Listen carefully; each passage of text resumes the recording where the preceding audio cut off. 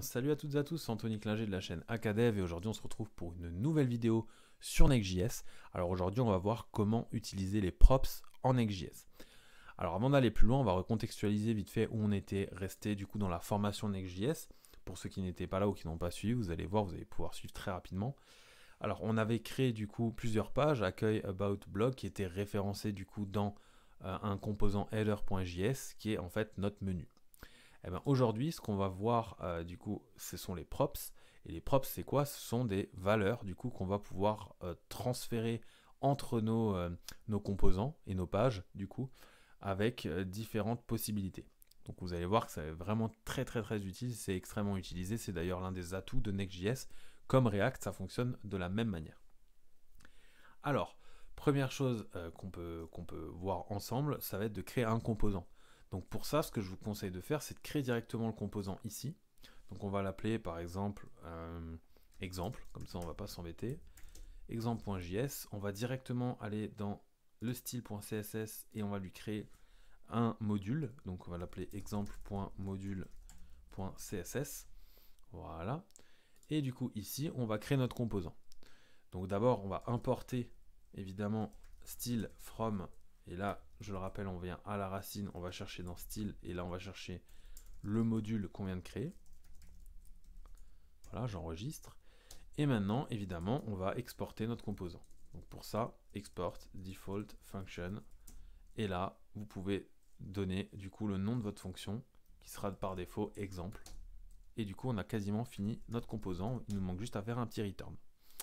Dans ce return, on va faire quoi? On va créer notre composant. On va l'appeler, par exemple, on va lui donner un nom, style.compo. Voilà. Et là-dedans, qu'est-ce qu'on aimerait mettre? On aimerait mettre, par exemple, un petit H2 avec titre de mon composant. Et du coup, un paragraphe avec contenu de mon composant. Ok, si j'enregistre tout ça, pour l'instant, on ne voit rien, c'est évident, puisqu'on ne l'a pas encore appelé dans notre index.js, qui est notre accueil, du coup, dans notre application. Donc pour ça, on va aller là, on va importer notre composant exemple from components/exemple. Voilà, jusque là tout va bien et on va l'intégrer juste ici. Donc pour ça, rien de plus simple, on appelle notre composant exemple. Ça, normalement, si vous avez vu la vidéo sur les composants, vous ne devrez pas avoir vraiment beaucoup de soucis. Ok, je vais juste ajouter un peu de style. Donc on se souvient qu'on l'a appelé compo. On va pouvoir par exemple, je sais pas moi, lui mettre un petit fond noir, enfin un fond gris, pardon, un peu de padding, un peu de margin, comme ça on espace tout ça, un box sizing border box pour pas que ça dépasse, et voilà, on a un tout petit style. Bon, le margin n'est peut-être pas nécessaire, sur les côtés au moins, voilà, et on va mettre un peu de margin bottom sur notre H2. Jusque là on a fait que du style, je vous l'accorde, pas très intéressant, sachant qu'en plus c'est pas très beau. Mais c'est maintenant que va arriver, on va dire, le spectacle des props. Alors, pour utiliser une props, et déjà à quoi ça sert une props, on va le voir ça tout de suite. Si admettons, dans mon composant, je voulais récupérer des données pour par exemple changer mon titre. Ok? En fait, il faudrait qu'ici je puisse transmettre ce que j'aimerais changer comme titre. Si par exemple, ici j'aimerais que le titre ce soit salut avec un point d'exclamation, je pourrais très bien déclarer le nom d'une nouvelle, on va l'appeler variable ou constante comme vous voulez, avec sa valeur. De la même manière qu'un attribut JavaScript standard. Maintenant, comment on récupère title? On a deux méthodes. On a la première méthode, ici, ça va être du coup de définir qu'on veut récupérer des props. Et du coup, props devient, si vous voulez, un objet qui contient toutes les données que vous allez transmettre là-dedans. Par exemple ici, si je veux afficher mon titre que je viens d'écrire ici avec l'attribut title, eh ben, je peux ouvrir JavaScript, voilà, et faire props.title. J'enregistre et là, vous voyez que j'ai bien réussi à appeler ma props salut, donc ma props title. Ici, de la même manière, je peux appeler props content. J'enregistre, mais du coup, ça affiche rien parce que pour l'instant, j'ai pas encore mis de content. Donc ici, je vais pouvoir mettre content et là, je vais marquer contenu de mon exemple.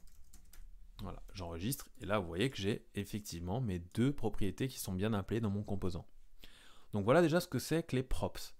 Maintenant, je vous ai montré la première méthode pour les afficher. Vous voyez que c'est plus ou moins lisible, mais dès qu'on commence à avoir vraiment beaucoup de propriétés, on va dire, parce que c'est ça que veut dire props, ça peut être intéressant de faire de la déstructuration. Alors, qu'est-ce que ça veut dire déstructurer? Ça veut tout simplement dire qu'on va enlever une étape dans l'objet. Donc, je vais vous faire un commentaire juste à l'intérieur pour vous montrer un peu ce que je veux dire. Imaginez qu'actuellement, props, c'est un objet qui contient plusieurs objets.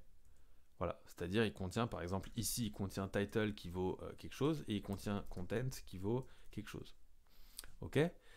Vu que là, j'ai une hiérarchie parent-enfant, prop c'est le parent de ces éléments-là, et bien du coup, si je le déstructure, c'est-à-dire si je le mets entre accolades, voilà, ici, et que là, je vais pouvoir chercher par exemple title directement, et bien en fait, les accolades vont permettre de dire que tu sautes le parent, et du coup, ça enlève ça et ça, grosso modo, et du coup, vous avez accès directement à la variable, que ce soit title, virgule ou content. Et du coup, si je fais ça, évidemment, on change un peu la méthode pour écrire, et on va enlever props ici et props ici. Et là, si j'enregistre, ça n'a pas changé. Vous voyez qu'ici, tout fonctionne très bien. Donc là, d'ailleurs, j'oublie un E, je le rajoute, vous voyez que ça fonctionne bien. Donc ça, c'est les deux méthodes. La première, c'est d'appeler directement sur props pour avoir l'objet, on va dire, sur toute la longueur, ou alors de déstructurer. Et du coup, vous pouvez aisément utiliser vos variables derrière comme vous le souhaitez. Moi, je vous conseille de déstructurer dès que vous le pouvez. C'est vraiment plus propre d'un point de vue code et d'un point de vue ergonomie, même pour les prochains devs qui vont vouloir développer. Ce sera beaucoup plus simple. Ils comprendront tout de manière que ça, ce sont des propriétés. Ok. Donc là, on a vu, on va dire, le b.a.-ba, la partie vraiment très simple des props, c'est-à-dire transmettre des valeurs simples. Maintenant, le gros avantage, évidemment, vous pensez bien, c'est lorsqu'on a des tableaux.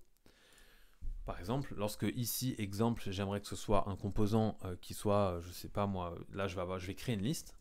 On va créer par exemple des articles. Voilà. Et là-dedans, je vais utiliser useState, ça on l'avait déjà vu. Et je vais créer un tableau avec plusieurs du coup objets. Je vais mettre un titre, enfin un title où je vais marquer composant 1 et un content où je vais mettre composant content par exemple 1. Voilà, bon, pas très original, hein, je vous l'accorde, virgule. Et là on va en mettre, allez, on va en mettre 3. Ok, comme ceci, on va juste changer les valeurs pour bien scinder et voir la différence. Comme ceci, voilà. Et là on a bien un state article qui contient 3 petits composants. Donc pour ça maintenant, on va utiliser notre composant d'exemple et on va faire un map sur nos articles. Voilà, classique, comme ceci. On va chercher un post en question, par exemple, avec un index. On se rappelle de pourquoi dans la vidéo .map. Et là, on va juste return, du coup, notre exemple. Première chose à faire, comme pour chaque .map, pour éviter d'avoir des erreurs et des soucis derrière, on rajoute la clé, key, qui est du coup index. Et maintenant, vous l'avez compris, ici dans style, enfin dans title, pardon, on va mettre post.title pour accéder au title à chaque fois, et idem, on va mettre post.content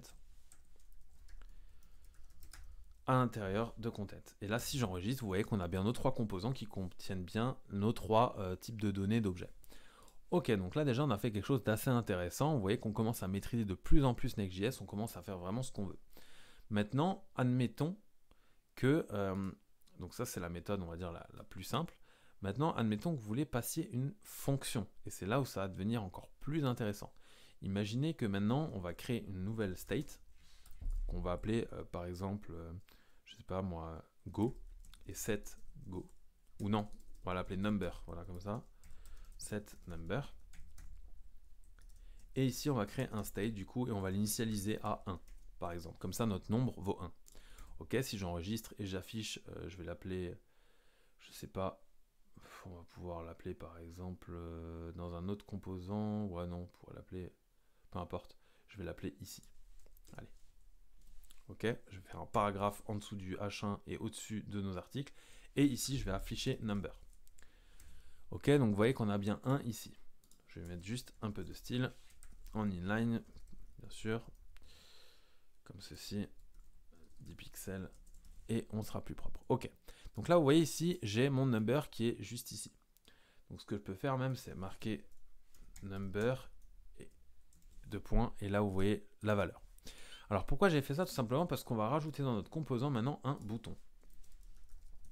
Et ici on va marquer changer le nombre. Ok, donc là on a bien notre bouton qui est partout. Pareil, je vais rajouter un peu du style, mais vraiment en mode bourrin, c'est-à-dire en inline. Margin bottom, ouais c'est ça. On va mettre 10 pixels de nouveau. Ok. Maintenant, ce que j'aimerais, c'est que quand je clique sur les boutons qui sont dans le composant, ça augmente ce nombre. Alors pour ça déjà, avant de penser dans ce sens-là, il faut penser dans le sens simple. On va créer une fonction ici, parce que c'est ici qu'on déclare notre state. On va créer une fonction add number par exemple, égale, et ici, on va faire setNumber de x. Ok. Et ici, on va passer en argument x. Jusque-là, rien de compliqué.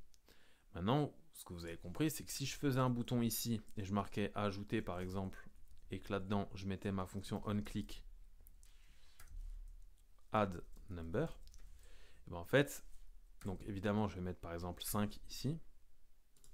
Je vais créer ma fonction vide parce qu'on change toujours comme ceci. Voilà. Maintenant, si je clique sur ajouter, vous voyez bien que mon nombre il se transforme en 5. Ok, je vais rafraîchir, vous avez compris le principe. Maintenant, je vais enlever ça. Et on va réutiliser ce même principe avec les props pour faire transiter du coup notre fonction dans notre composant. Donc pour ça, rien de plus simple. Ici, dans les props, vous allez pouvoir définir le nom d'une fonction, peu importe. Là, vous voyez que je l'ai appelé addNumber, mais vous pouvez l'appeler comme vous voulez ici. Ce sera juste la référence qu'on va utiliser. Par exemple, pour vous montrer la différence, je vais marquer update number égale. Et ici, je vais lui juste transmettre add number. Ok. Donc pour ça, je vais faire add number. J'enregistre. Ok, jusque-là, pas d'erreur, tout va bien. On va aller ici, et là, on n'oublie pas qu'on a déjà déstructuré, donc on peut récupérer update number. Ok. Et maintenant, si je fais un on-click, et que j'utilise du coup update number, et bien update number, en fait, équivaut à add number, vu que c'est ici que j'ai fait la corrélation entre les deux. Donc on n'oublie pas qu'il faut un argument ici. Donc si par exemple ici, au lieu de mettre l'argument, ben, je sais pas, on va par exemple fournir l'index ici, on va lui donner par exemple numéro et on va lui passer l'index. Voilà. Et bien ici, si je récupère l'index, enfin le numéro du coup, je peux passer ici le numéro. Et vous l'avez compris maintenant, lorsque je vais cliquer par exemple sur composant 2, ça va pas fonctionner. Alors pourquoi ça fonctionne pas? Certainement parce que j'ai fait une petite erreur. Bah non, en fait c'est très simple. Parce que l'index vaut 0 au départ. Donc là, ça vaut 1. Donc si là je clique, ça fera 0, 1, 2. Voilà. Donc si je voulais bien faire, je ferais ça. Et du coup, là, on aurait bien le numéro du composant qui s'affiche lorsque je clique sur changer le nombre. Donc voilà. Pour faire un petit récap, les props, c'est toujours comme des attributs. Et les fonctions, c'est exactement la même chose. C'est-à-dire que juste, il faut faire attention, vous pouvez l'appeler exactement pareil, addNumber égale addNumber, ou vous pouvez lui donner une autre référence que vous utiliserez directement dans votre composant. À vous de voir.